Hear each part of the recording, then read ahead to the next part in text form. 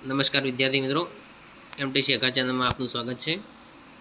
પાયાનું અંગ્રેજી ભાગ 6 જે ધોરણ 3 થી 10 માટે ખૂબ જ ઉપયોગી છે, એમાં વોઝ અને વેર વિશે આજે આપણે ભણીશું, જે ખૂબ જ સરળ સમજૂતી સાથે ભણીશું. ધ્યાન આપો. તો વિદ્યાર્થી મિત્રો, તમે જાણો છો કે ટુ બી એ સહાયક ક્રિયાપદ છે. ટુ બીના વર્તમાનકાળના રૂપો કયા કયા છે અને ટુ બીના ભૂતકાળના રૂપો કયા કયા છે? ટુ બીના વર્તમાનકાળના રૂપોમાં એજ, એમ અને આરનો સમાવેશ થાય છે, જે આપણે આગળના વિડીયોમાં જોયો ભાગ 5માં. ટુ બીના ભૂતકાળના રૂપો વિશે આજે આપણે ભણવાનું છે, જેમાં વોઝ અને વેર આવે છે.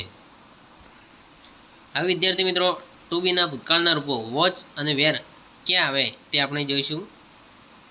એક વચનમાં જોઈશું તો આઈ સાથે આપણે વાપરીશું વોઝ, એટલે કે આઈ વોઝ. એ જ રીતે યુ સાથે આપણે વાપરીશું વેર, એટલે કે you were.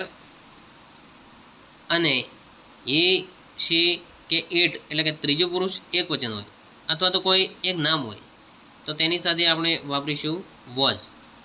A, she, it સાથે વોઝ, એટલે કે he was, she was, it was. તો હતા એક વચનની વાત.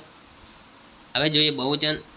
બહુવચનમાં વી સાથે વેર વાપરીશું, યુ સાથે પણ વેર અને ધે સાથે પણ વેર. અથવા તો કોઈ બે નામ હોય કે બહુવચન હોય તો તેની સાથે પણ આપણે વેર વાપરીશું. તો આ હતા ટુ બીના એકવચન અને